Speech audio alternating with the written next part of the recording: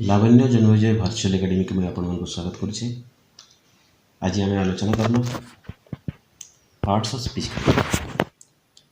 Parts of speech आम क्या कहसु, ठीक अच्छे। प्रत्येक दिन आम जितेबले कथबार्ता आरंभ करसु से कथबार्तार आम बहुत गुड़ाए वाक्यर व्यवहार करसु एवं प्रत्येक टी वाक्य बहुत गुड़ाए शब्द व्यवहार होती से शब्द गुड़ाक गोटे प्रकार शब्द नहीं होता है। गोटे प्रकार शब्द व्यवहार आम नहीं करूँ। गोटे शब्द रु आम आ गोटे शब्द को जब भल भाव ध्यान देकर देखमा बेले तांकर गुणधर्म टी निश्चित भाव अलग अलग होती से, ठीक अच्छे। तो गोटे वाक्य आम केते प्रकार पद बा केते प्रकार शब्द आम व्यवहार करि पारमा सेटा आम आज आलोचना करमा एवं सेटा ही होचे पार्ट्स ऑफ स्पीच, ठीक अच्छे। तो गोटे वाक्य आम 9 प्रकार पद बा वर्ड्स व्यवहार करसु। से 9 प्रकार वर्ड्स काना है? Noun, article, pronoun, verb, adverb, adjective, preposition, conjunction और इंटरजेक्शन, ठीक अच्छे। केतेटा हैला? इटा हैला सब 9 प्रकार। तो ये 9 प्रकार वर्ड्स के आम पार्ट्स ऑफ स्पीच कहसु एवं ये 9 प्रकार शब्द गुड़ाक गोटे वाक्य व्यवहार हो पार्सी, ठीक अच्छे। तो सर्वप्रथम आम आलोचना करमा नाउन काना है? नाउन आम क्या कहसु, ठीक अच्छे। नाउन होची गोटे नेमिंग वर्ड्स, ठीक अच्छे। जेकोसी नाम बा जेकोसी ना के आम नाउन बोली कहसु। ओडिया रे ताके आम विशेष्य बोली कहसु, ठीक अच्छे। तो विशेष्य कौन है? विशेष्य गोटे ना है। जेकोसी ना गोटे व्यक्तिर ना होती पारे, गोटे जगार ना होती पारे, गोटे वस्तुर ना होती पारे, गोटे कार्यर ना होती पारे, गोटे गुणर ना होती पारे, गोटे आइडियार ना होती पारे, ठीक अच्छे। तो जेकोसी नाम के आम क्या कहसु? नाउन कहसु। तो आम ताकि सिंपली इंग्राजी रे कहि पारमा noun is a naming words are, ठीक अच्छे। किंबा all the naming words are called noun, ठीक अच्छे। सबू नाम के सूचुवा शब्द गुड़ाक हूँ नाउन। जिंदा राम गोटे व्यक्तिर ना है तो राम गोटे नाउन है। भात गोटे खाद्यर ना है तो भात गोटे नाउन है। कदली गोटे फलर ना, कदली गोटे नाउन है। भारत गोटे देशर ना, भारत गोटे नाउन है। तो आम क्या बुझीपारना? आम बुझला जेकोसी ना के आम नाउन बोली कहमा, ठीक अच्छे। जेकोसी ना के आम नाउन बोली कहि पारमा। अच्छा, तापर आम आलोचना करमा आर्टिकल। आर्टिकल क्या कहसु? आर्टिकल केनता व्यवहार हेसी? आर्टिकल गुड़ाक सब बेले गोटे नाउन आगर व्यवहार हेसी, नाउन पूर्वर व्यवहार हेसी और से नाउन के से मॉडिफाई करसी, ठीक अच्छे। तो आर्टिकल केतेटा? आर्टिकल आमर पाखे 3टा अच्छे। गोटे द, गोटे ए आ गोटे एन। आउ ये 3टा आर्टिकल के फिर 2टा कैटेगरी कराई, ठीक अच्छे।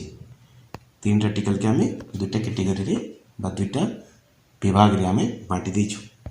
गोटे है डेफिनाइट आर्टिकल, डेफिनाइट आर्टिकल आ गोटे है इनडेफिनाइट आर्टिकल, ठीक अच्छे। इनडेफिनाइट आर्टिकल, डेफिनाइट आर्टिकल हूँ द और इनडेफिनाइट आर्टिकल 2टा, गोटे है ए आ गोटे है एन, ठीक अच्छे। तो आम वर्तमान आलोचना करमा जे दर व्यवहार आम केने करि पारमा, ए रो व्यवहार केने करि पारमा आउ एन रो व्यवहार केने करि पारमा। आम पर्यायक्रमे सेटा आलोचना करमा गोटे गोटे करी, ठीक अच्छे। द टा हूँ डेफिनाइट आर्टिकल और डेफिनाइट रो अर्थ हूँ निर्दिष्ट। तो जेकोसी निर्दिष्ट व्यक्ति, निर्दिष्ट वस्तु, निर्दिष्ट गुण, निर्दिष्ट स्थान, निर्दिष्ट पशुपक्षी के सूचाबार लगी आमे जेन आर्टिकल व्यवहार करसूँ सेटा हैला द माने the dog, the lion, the river, the pond, the boy, the cat, the table, the fan, the house आमे द व्यवहार करि पारमा। ठीक अछि माने निर्दिष्ट निर्दिष्ट गोटे व्यक्ति के सूचुतमा बेले सेते बेले आमे द व्यवहार करबा। एटा तार पहला व्यवहार बुझला आमे। तार द्वितीय व्यवहार हला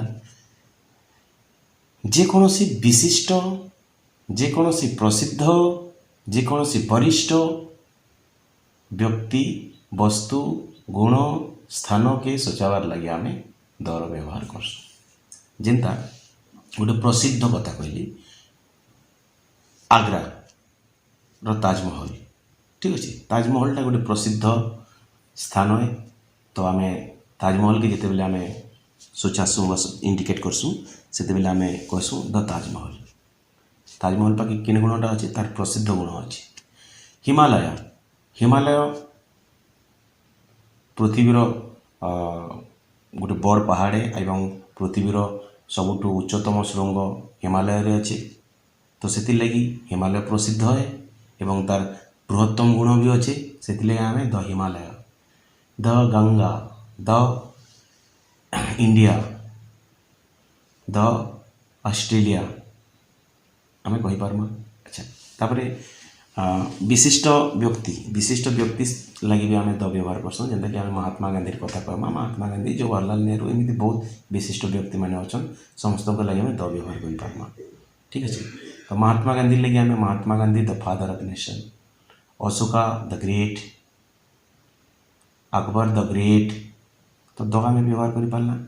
तो आमे दर दुईटा व्यवहार जानला जे गोटे निर्दिष्ट ताकि व्यवहार करबार लगी बा सूचाबार लगी आमे द व्यवहार करसुँ एवं गोटे विशिष्ट महानतम प्रसिद्ध गुण के बहन करुवा व्यक्ति, वस्तु, स्थान के सूचाबार लगी आमे दर व्यवहार करसुँ। ठीक अच्छे तो आमे डेफिनेट रो व्यवहार आमे जानि पकाना।